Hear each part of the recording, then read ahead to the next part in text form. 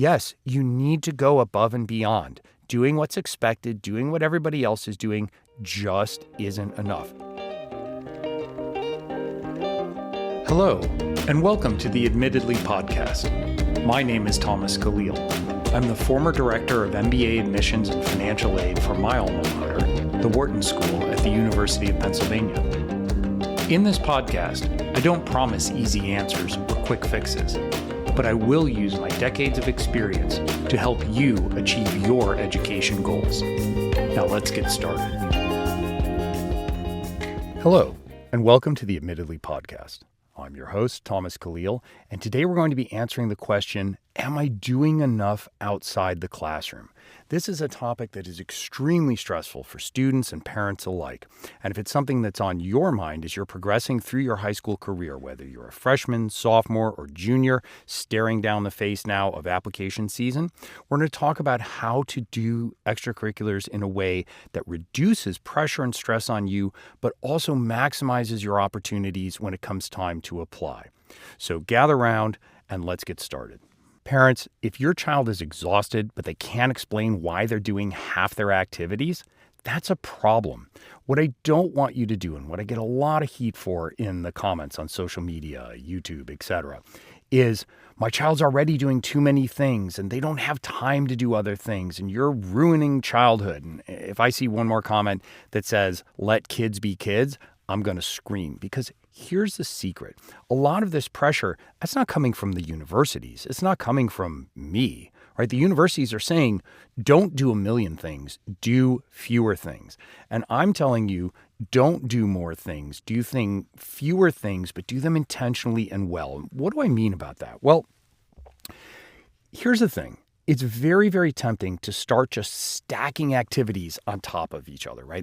And students and parents are like, look, if I do a lot of things, if I do more things, I'm going to get noticed. I need to fill up all 10 slots in the Common App for extracurricular activities. I need to have this 5-page resume. And the answer is no, just breathe. Some of my most successful students have not done a lot of things, but they've gone very, very deep on things that matter to them. And let's talk about that for a minute. So freshman year, and I've spoken about this often, freshman year, I want you to try all the things, okay? Try different clubs, try different activities, make friends, meet people, do all the things. You have that latitude freshman year.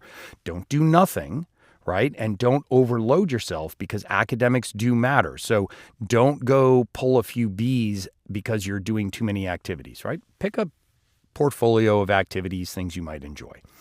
Do those. By the end of freshman year, right, as you're thinking about your freshman summer, you start to refine a little bit. And you start saying, I'm really interested in biology. Maybe that's something I want to lean into a little bit this summer.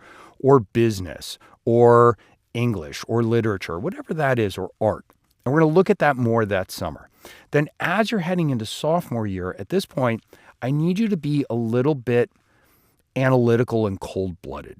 Because what happens, I see a lot of times, is my students will go from freshman year into sophomore year carrying the same extracurricular load. And I'll talk to them and I'll say, why are you doing all those clubs still? And they'll say, well, my friend Bob is in this club, my friend Susan is here, and it's only like an hour a week, and I don't really mind it, and it looks good for college. And I'm like, no, wait, let's pull back for a minute, right? I understand the desire. You don't want to let your friends down because maybe that's their thing, right? So maybe the astronomy club is something that your friend Susan really enjoys, but it's just kind of something that you do. Well, have lunch with Susan, see Susan outside of school, and then take that time and reclaim it. Reclaim your time. I want you narrowing that extracurricular list down to a much more curated set. And keep in mind, I'm not saying to you, only do extracurriculars for what you want to do for the rest of your life. All right. We're not Tracy Flick here. We are focused, but we are keeping our options open. But think about things that you love. Do you love performing? Then stay with drama. Do you love robotics? Great. Do the robotics club. But sophomore year really is about going deeper on fewer things and being protective of that. Now, it doesn't just need to be activities at school. It can be things outside of school. It can be an internship. It can be shadowing. It can be volunteering. It can be work. If you have to work or you have family commitments that you have to do every day after school, I don't want you to think at all that you're at any disadvantage. okay? Admissions officers respect that. They understand it. There's actually a section in the Common Application for work and family commitments. And because extracurriculars aren't about impressing colleges, they're about revealing who you really are. This gives the admissions officer a chance to really dig deep and say, okay, I'm learning a lot about you by how you choose to spend your most precious resource, which is time. And when you look to the left and right of you sophomore year and you see your friends scrambling and trying to do all these things, resist the urge, because you're better than that, because you're following me, you're listening to me, and you understand the path is not more. The path is more intentionality. So sophomore year, you're heading into summer. It's around January. Summer is very, very important. Summer is where we lean into the things we think that we want to study. Because when you're approaching a university and you're saying, I really have an interest in this particular major, if you're not doing anything over the summers to evidence that, it's very hard for them to believe you. And I get a lot of grief too around like, oh, these kids, I have to do so much in school and it's not fair. But here's the thing. When you go to university, you're going to be very busy in the classroom. You're going to be you have a lot of opportunities outside of the classroom. And universities want to know, hey, if you come and you are a member of our community, how are you going to get involved? What are you going to do to make a difference and an impact here? Are you just going to hide away and sit in the classroom and study in the library? Or are you going to be an active member of our community? And this is what we're evidencing here. So sophomore summer, we're leaning in a little bit more, right? We're doing things with more intentionality. And we're doing things that summer that really help us kind of elevate. So freshman year, we've done a lot of things. We narrowed down a little bit freshman summer. Sophomore year, we curate our activity list, our extracurriculars. Sophomore summer, we're really leaning in at this point. And we're saying, okay, I'm dialing in here and I'm making some intentional choices about how I'm spending my time. Then we head into junior year. And junior year is when things really, really matter. Junior year, you have what I would say are like second-tier leadership. So you're head of a committee, maybe you're treasurer or secretary for a club. You are positioning yourself for major leadership in senior year, and you're making an impact. And here's something that I really, really want to stress. Simply doing a club or activity is not enough. I did a reel on this. I caught a lot of heat, and I'm going to stand by what I said. I said what I said, and it's important. Why? Because let's say that you do yearbook editor. A lot of heat for this one. And I want to say right up front, yearbook editors, you do amazing work. You work incredibly hard. Respect. I'm not in any way denigrating what you do. However, there's 22,000, more than 22,000 high schools in the U.S. alone. That doesn't count international. And of those 22,000, let's be conservative and say 20,000 have a yearbook. That's 20,000 yearbook editors. And if all you did is put together the yearbook and produce it, and yes, I know that's a lot of work and takes a lot of hours and everything else, how are you any different than the 20,000 other yearbook editors who are also applying? And that's what this comes down to, right? When you're a top university, when you're a highly selective university, you have the ability to choose the people that you want coming in. And if you have 10,000 students or 20,000 students who did yearbook editor, but you have a handful that reimagined the way the yearbook was presented, produced, raised ad revenue, found a way to subsidize the cost for students that couldn't afford it, took it online, whatever it is, did something unique with it and blended it into the community and made an impact, those students are going to stand out. So it's not enough to just do something. You have to figure out how you do it in a way that is unique to you. This show is brought to you by Early Edge Plus, Admittedly's flagship coaching program for high-achieving students and their families. At Admittedly, we've built a team of former admissions officers from top schools like Wharton, Duke, Stanford, Yale, Harvard, and University of Chicago. We know what actually gets students into top colleges because we've been in the room making those decisions. If you want that insider perspective, visit admittedly.co/apply. That's admittedly.co/apply to book your free family action call with one of our admissions advisors today. Let me give you an example. I had a student who was very into technology, and specifically technology and education. They were involved in the robotics club. thousands of students involved in a robotics club, and so many of them just don't stand out. And so what this student did was they said, listen, I love robotics, I love engineering, I love leadership, and I love education and technology. And so they worked with the robotics club. They did a lot of fundraising. They were on the committee that raised money and communicated to the outside world about this robotics club. Then they took the coding and technology module and they got an internship with a ed tech company and helped them sell their product into local high schools, including their high school. And they learned a lot about technology and education there. But they didn't stop there. They then took their love of coding and this summer camp that they had volunteered for girls for many, many years, they went and created a whole coding module there. And they wrote out the manuals and the SOPs. And so not only did they lead that, but they turned over something. They raised money to get the programs and the materials. They created all these interesting things for these young girls to learn basic coding.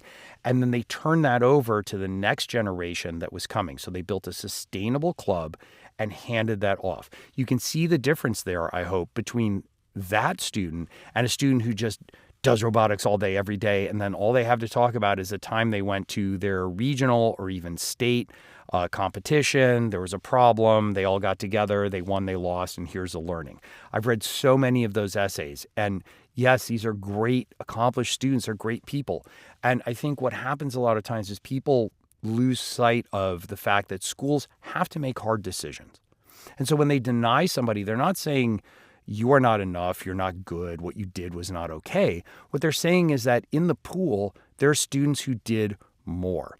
And look, if you're just stacking on activities and trying to do a lot of things because you're scared you're falling behind, then you're already doing this wrong, right? And what I'm trying to show here is that doing one thing like robotics, but then following it in a way that is true to you, because somebody who's interested in, let's say, healthcare technology is going to take a very different path than somebody who's interested in education technology. So find that path that is ideal for you and do it in a way that you can then talk about in your essays and your application that tells the admissions officer, hey, I am creative. I'm a high school student, so I don't have a whole lot of opportunity, but I'm creating opportunity here. I am volunteering. I'm working with nonprofits. I got a job. All of these things come together. And it's really, really, really important. Let me give you an example from the business world, because we have a lot of students who are interested in business. I had a student whose family owned a distribution company. And so they were looking for an internship and decided to work for the family business because they would have some opportunity there. And their first few months, they got put on delivery. So they had to work in an unair-conditioned warehouse in a very hot region of the world, and they were stacking boxes, rolling up their sleeves, going on rides with delivery drivers, unboxing product in stores. It was extremely unglamorous. It was dirty, it was hot, and it was sweaty. And what was really interesting here was that the student came back and they said, hey, I noticed something. And I noticed that the boxes that we're printing to move these products are printed in color. And I did a cost analysis. And I realized that printing those boxes in color costs us like $3 a box. And if we just print them in like plain black and white, what they are without the logos and the branding and everything else, it'll cost us like 25 cents per box. And when we bring the boxes into the store, we take the product out of the boxes and we break the boxes down and we discard them. So there's no value to having all this fancy branding and logos on the outside of the box. Ended up saving the company hundreds of thousands of dollars a year, and had an incredible story to tell when they were applying, because this wasn't some like cushy hedge fund internship that everybody knows just isn't real and they're not doing any real work. This was on the ground stuff. I was working in 100 plus Fahrenheit heat, stacking boxes, moving things.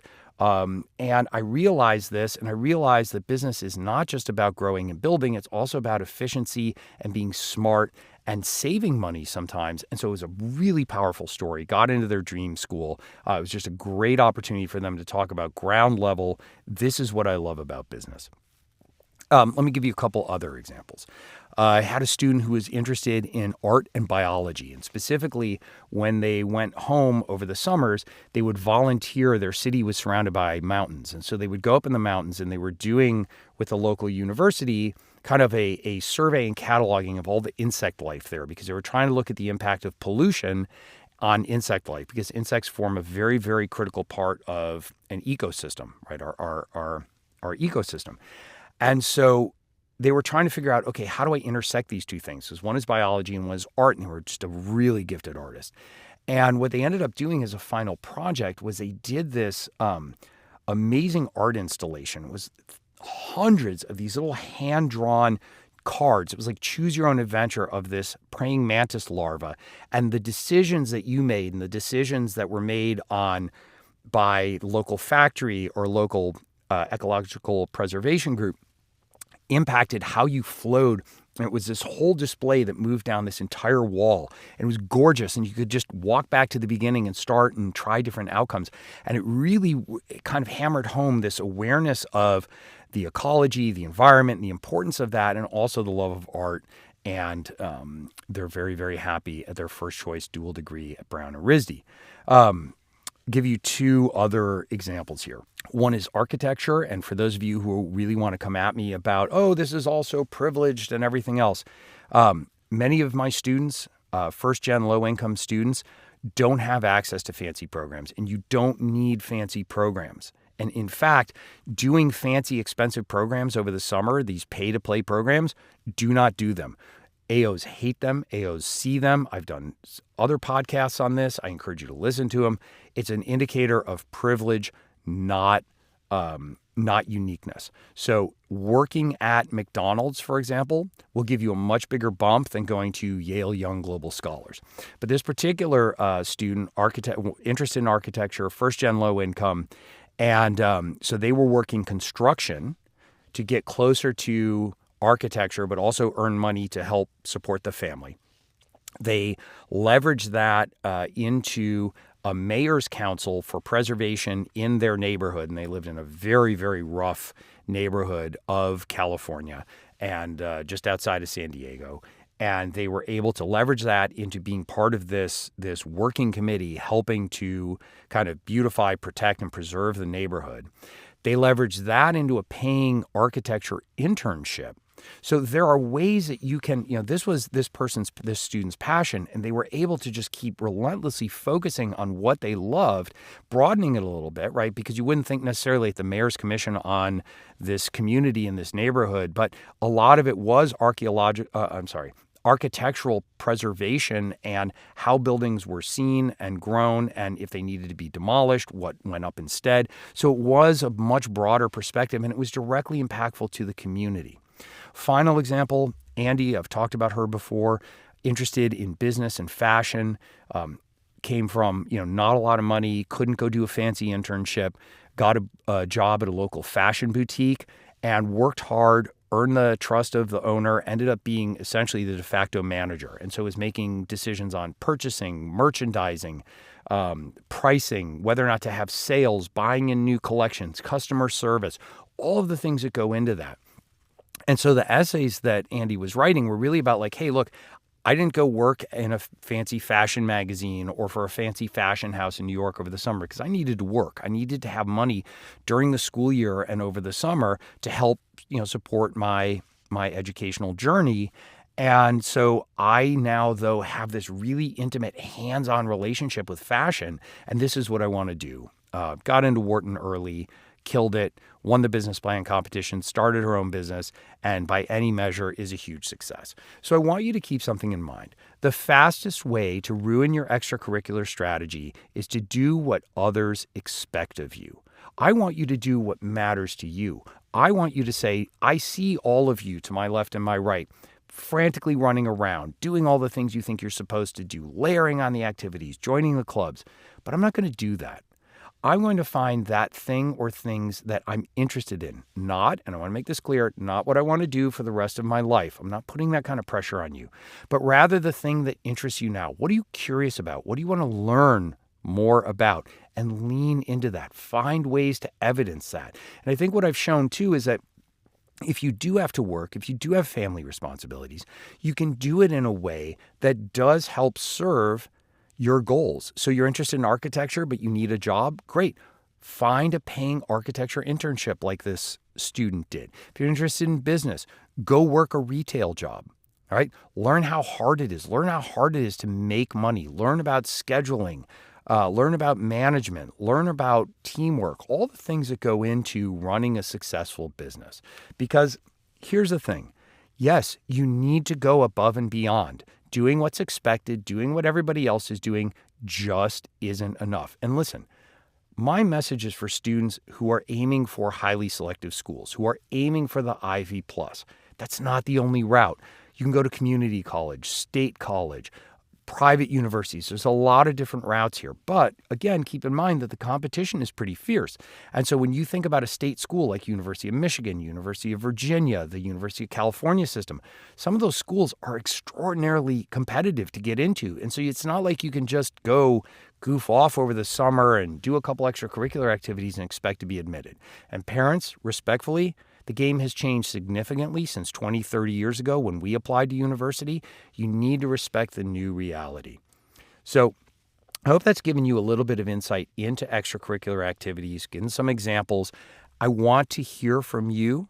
Please be sure to talk to me on socials at AdmittedlyCo. That's at AdmittedlyCo. I love your questions. I welcome your questions.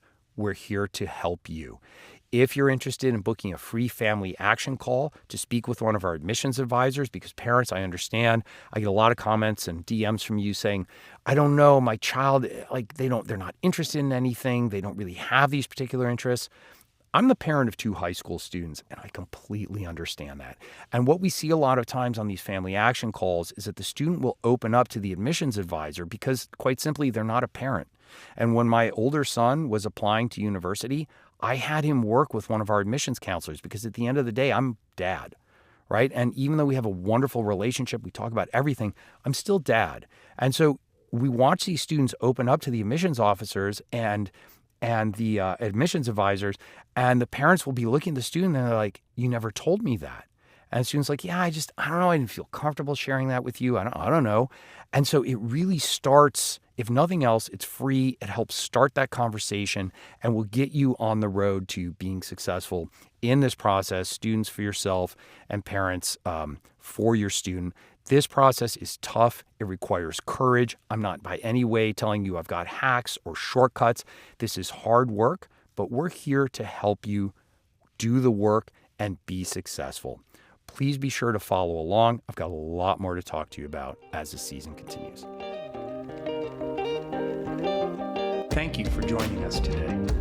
Please take a moment to subscribe to the Admittedly podcast and download this episode.